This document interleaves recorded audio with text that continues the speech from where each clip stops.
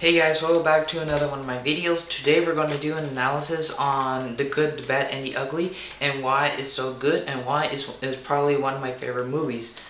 And here it is. So yeah, before we start, be sure to subscribe to the channel if you haven't. Thank you guys for subscribing to my channel. I have now 67 subscribers. If we can get 70 by June 9th, which is my birthday, then I will really appreciate it. So yeah, let's subscribe. Be sure to subscribe to the channel if you haven't. Like the video if you liked it, and if you're subscribed, ring the bell for notifications so you know when I upload a new video. And since you guys haven't didn't leave a comment on like what movie I'll be doing, then there's no shoutouts today. But there is shoutouts for people who have recently subscribed to me, which their shoutouts will be in the link below. Check out those channels out because they are as big a movie fans as I am. And so yeah, let's begin. So here's the good, the bad, and the ugly, just like if you guys haven't seen my other videos. So yeah, let's begin. So the good, the bad, and the ugly. What makes it so good? Is it the story? Is it the characters? Is it the iconicness? Is it the directing? Is it the cinematography?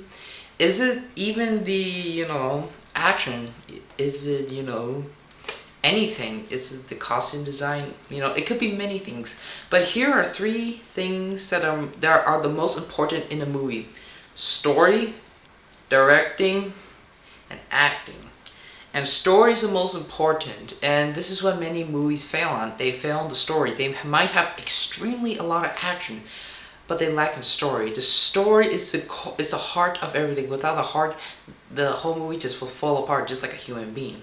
And that's why the movie is so good. It has such a brand new story. And another thing that I think movies should have is originality. This is what most movies nowadays are lacking: originality to their own kind of story, because all movies nowadays are just like copies of this, in which a lot of things change. Basically the same story, just with different characters, actions, stuff like that, rating and stuff like that. But here, their story is so new, and they haven't made a story kind of similar to this. Yes, it's a treasure hunt. Yes, we do have Treasure Island and all those treasure hunting things or movies, but here is more of a Western treasure hunt. We've never seen a Western movie that takes place during the Civil War, and that three people, good, bad, and ugly, are searching for the treasure of $200,000. And that's why I really like this movie. I like the movie because it has such a good story. It's such an original story, and such an original character. It's like Blondie, the man with no name, Clint Eastwood, one and only. He has no name. He's not known to any person. And when Ugly, or what's his name? Tuco. His name is Tuco. When Tuco meets him, Clint Eastwood like betrays him, and then they betray each other, and it's this kind of chemistry with the characters that it's like they're partners, but they have such a funny chemistry. I mean, one moment Clint Eastwood saves Tuco, and then the next he leaves him in the desert, and the next minute Tuco like tries to kill Blondie by making him go in the desert, and the next moment when he knows that Clint Eastwood knows where the treasure is, he tries to save him. So it's this kind of like chemistry, kind of love-hate relationship between these two characters, and they eventually become friends. Well, that is kind of until the end of the movie, when Clint Eastwood kind of plays a very mean trick on Tuco, kind of doing what he did in the beginning of the movie, which is kind of hanging him and then shooting him down from where he hangs. So that was it was a little fun humor in the film. That's also another thing that I like about this film. There's a lot of like either really dark humor or very little humor, and it fits in perfectly in the film. It's like a very soft blanket. It's every sew and knitting just fits perfectly, just to make it very comfortable. It's kind of the same with this movie. Okay, now here's another thing. We already covered the story and its originality. We covered like the two main characters. Now let's cover what most movies with a antagonist, the main thing. So let's talk about the villain. The villain only kills 3 people. His name is Angel Eyes, which is the name that Tuco gives him.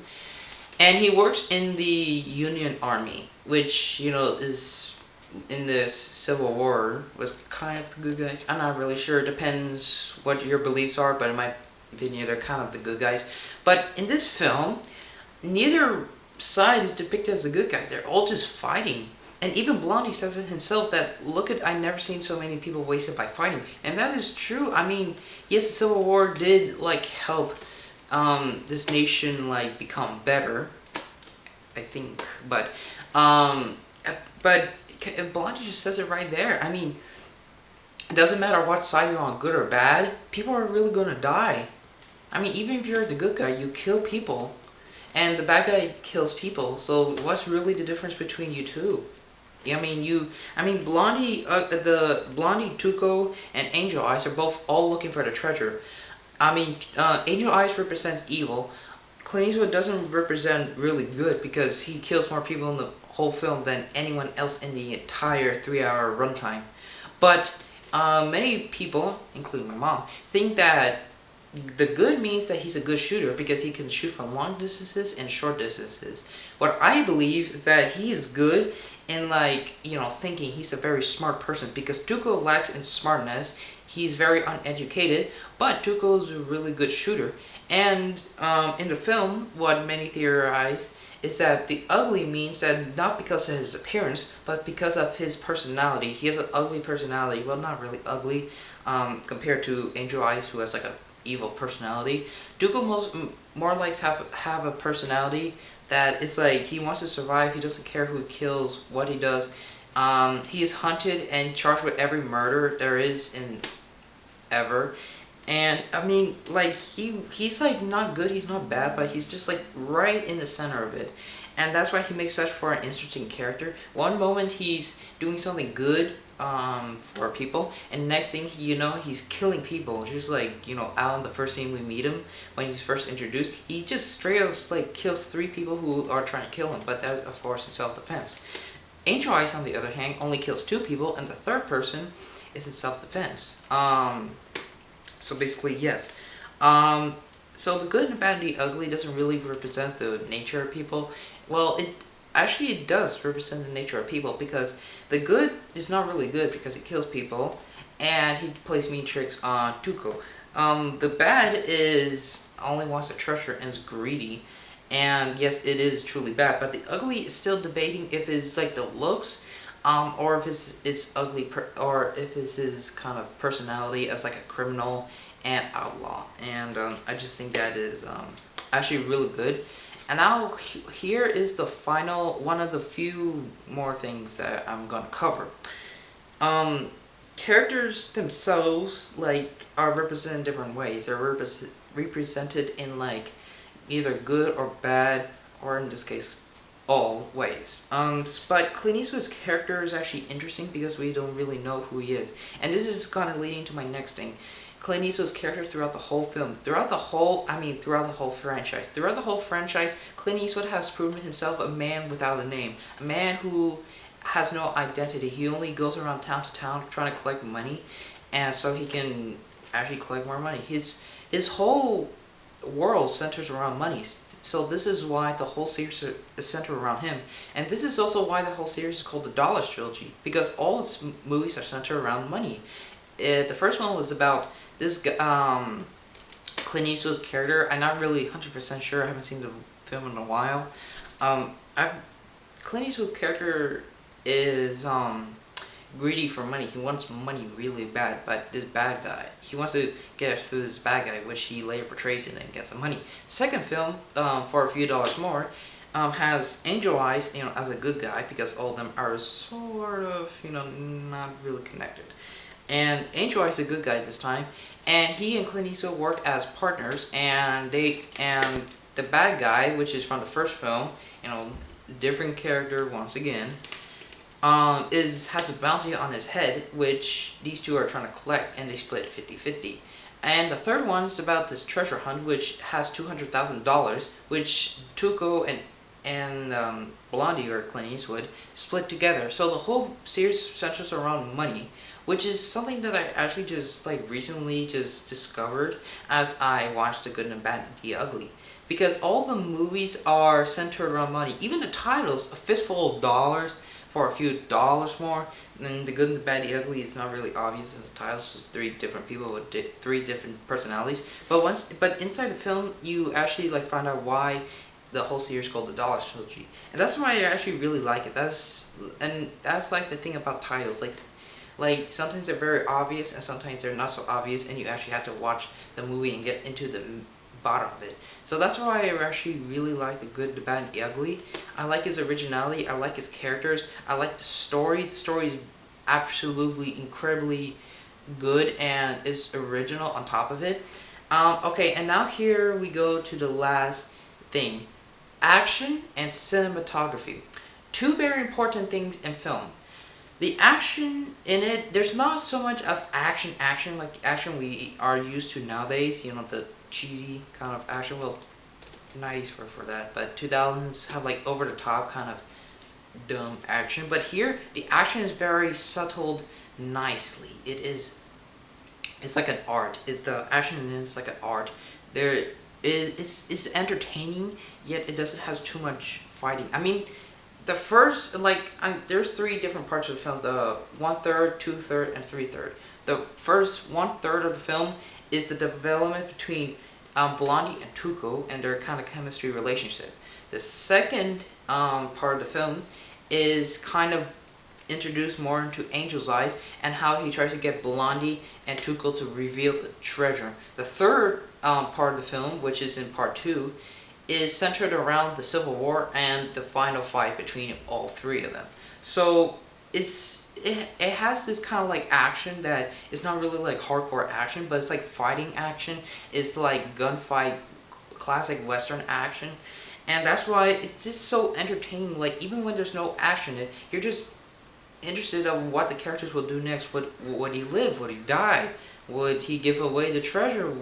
Would he betray one another? It's like a very interesting, kind of chemistry, kind of like, this is a perfect example of what you should like see in film school. This is a good movie that should be shown in film school because it perfectly represents all the elements that are very important in movies and that should always be in a movie, which I don't understand. I mean, if Sergio Leone just made more movies, I mean, his life was very short. He only lived until 60 years old, from 1920 to 1980 something. I'm not sure. I need to check again. I think it was the mid-60s. He died right after he made 5 years after he made Once Upon a Time in America, which I don't think he made any other real big films. So yeah, we kind of covered the action. So it's a very good action. Even though there's no action, you still are entertained. Cinematography. Sergio has proven that even if you don't have a lot of action, you can create tension between a way that you look at the character's eyes. Like in the final fight, you just see their eyes. You see their eyes like greedy for the money. And the final fight and like the final moment where Tuco just runs around the grave like crazy, craving the money. It's just so powerful and so memorable because he's been searching this whole odyssey. He wants to find the money, and this is why the whole movie, the final fight movie, is so like a power punch of Sergio Leone. It's just so wonderful, and the cinematography in it is fabulous. I love the different lighting of the characters. I like the camera work in there. I love it. I love everything about this film, and this is why the film is such a good film, because it goes into like deep territories where most films nowadays have not gone into, and where films have not gone into for such a long time, which I wish they have. And this is why the movie is such a good movie, and from the bottom of my heart, I really think this is the best movie I've ever seen so far. And this is why The Good, the Bad, the Ugly is the best Western of all time, no matter what other Western comes when I'm older or when I see. It's the best Western of all time, period. There's nothing after that. It's the best Western. And I really do recommend for people who haven't seen this film that to sit down right now, like the video, subscribe, and go watch it. And that's how good it is. It's so entertaining. It's 3 hours. I mean, usually films that are like 2 hours and 30 minutes are boring, but films that are 3 hours, like, I mean, wouldn't you go nuts for a film that's 3 hours? I mean, The Godfather is almost 3 hours, and it's not really that much action. That was a good film. Go watch it. But the film 3 hours of this is just I don't know, it's entertaining because of the story, the characters, everything just pushed into it, and it works so nice. And that's why I actually absolutely love this film, and I will give it probably 100. It's a perfect film. It's a very rewatchable Western film.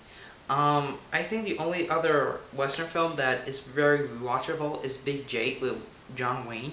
I haven't really watched that many Westerns, so sorry if you haven't heard your Western this list. But other than that, I think this film is absolutely great, and I hope you guys have a chance to watch this because it's absolutely amazing. So thank you guys for watching. Be sure to subscribe to the channel if you haven't. Ring the bell for notifications if you're subscribed. Like the video if you liked it, and comment down below. What is your favorite Western movie of all time, or what did you like about the video? So thank you guys for watching. I hope you guys did enjoy the video. My next week is my birthday on Tuesday. Well, actually on June 9th, which I think is a Tuesday. I'm not sure. But I will only be posting 2 videos that week, so just to let you guys know. Thank you guys for watching. I hope you have a great day. I hope you enjoyed the video, and I'll see you guys again soon. Peace out.